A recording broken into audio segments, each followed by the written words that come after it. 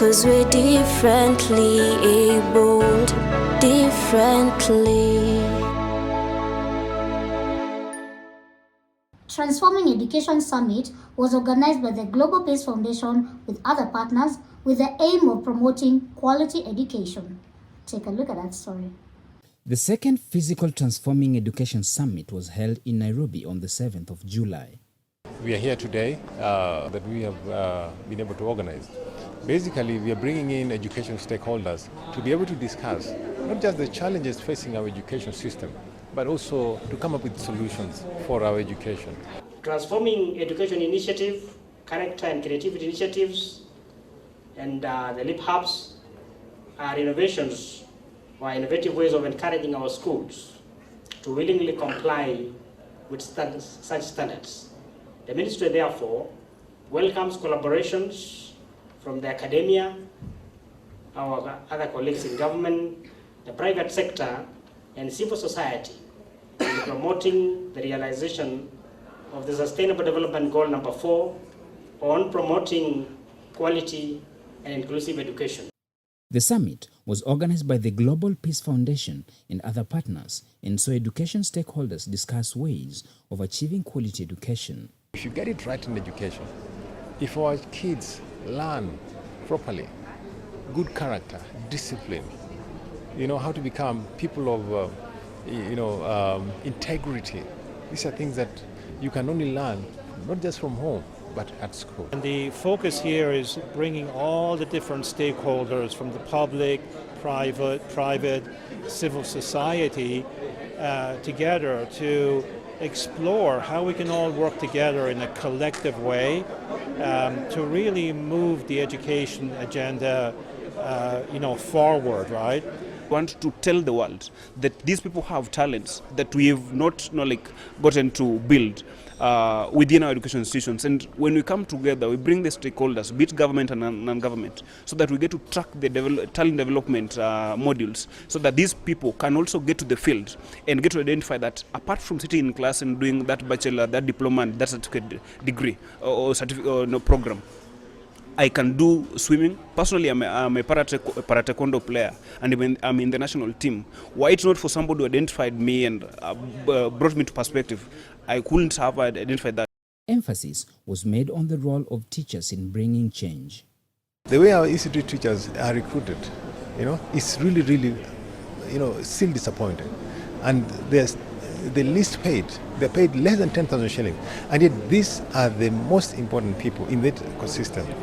These are the people who give our students the foundation. They teach our students how to read, how to write, even basic survival skills. The most essential part of educational transformation, which is the transformation of people themselves, and primarily the transformation of our great teachers and educators, and inspiring them to show up each and every day as a better version of themselves, with good exhibiting and modeling good character, good values, right?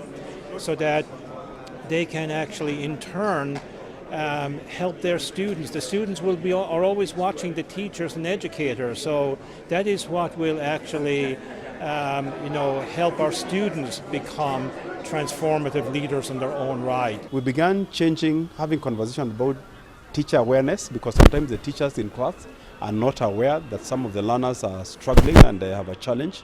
So we talked with them, they became aware, they began organizing the teaching and the learning so that there could be inclusive participation. Also the school environment, asking what is that need to be changed.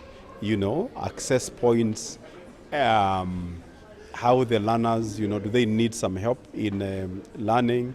If they're using computers and software, how can you change so that it's inclusive?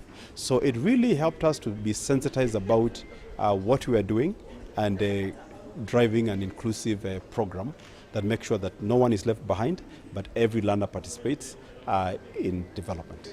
To achieve this change, learners need to be prepared early to be all-round. We do need a complete new generation of graduates going into society with new competencies of character, the ability to create great relationships, with amazing creativity, entrepreneurial thinking, right? All guided by character, guided by good values, right?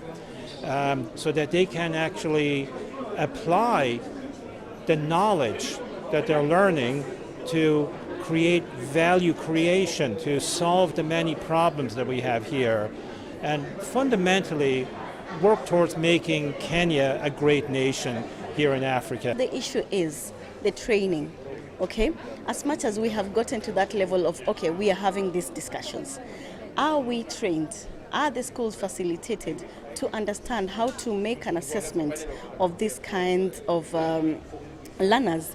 And then, do they have the capacity to to go through the stage-based curriculum? Are they open to that? And also, when we look at our parents, are they open to accepting that their children have these challenges so they can do a different curriculum from that? We do this through an online platform, so anybody can study wherever they are.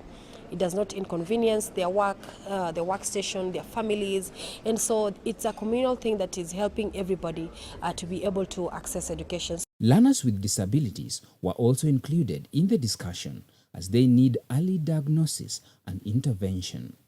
As we speak about disability, diversity and inclusion is one of the key things that we look at as an organization. So UNICAF in itself embraces a lot of technology, especially in AI, and also even as we speak, we have graduates who have actually gone through the program and are blind.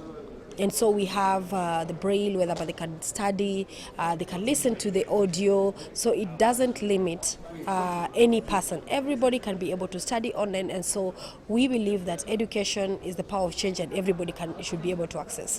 When you're talking about quality education, to you it could be something different, but to me, a mother with a child on the spectrum, I look at it as, are you able to take care of my child's needs? Speech therapy, occupational therapy, and also just special education. For person with disability, obviously that's an issue many times that gets left out. As you are talking about, all this economic development, inclusivity tends to be left out. With speech, basically from birth to the point when a person can be able to have speech.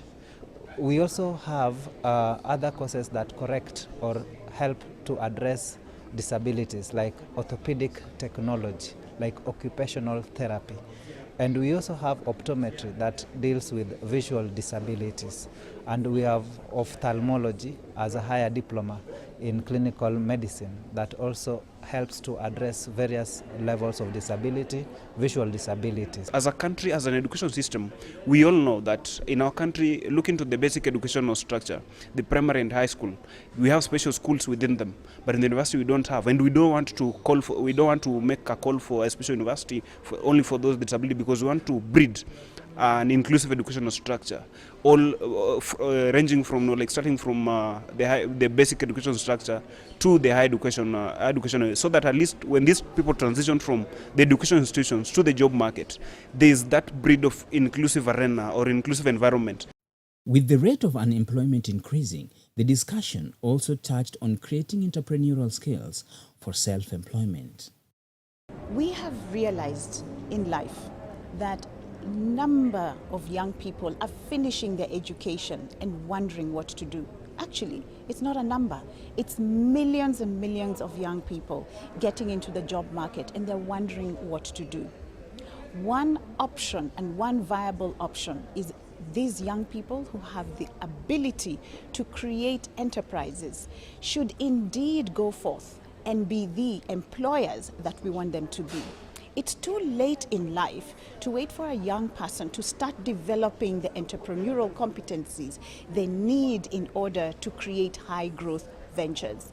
And so this kind of interaction we have today in this summit enables us to highlight what we do and also learn from other stakeholders in the education sector, though we are in the health sector, so that we're able to incorporate best practices that enable us to have trainees who are able to respond to the changing environment in the area of practice. Let's catch a breather, but we'll be right back with more.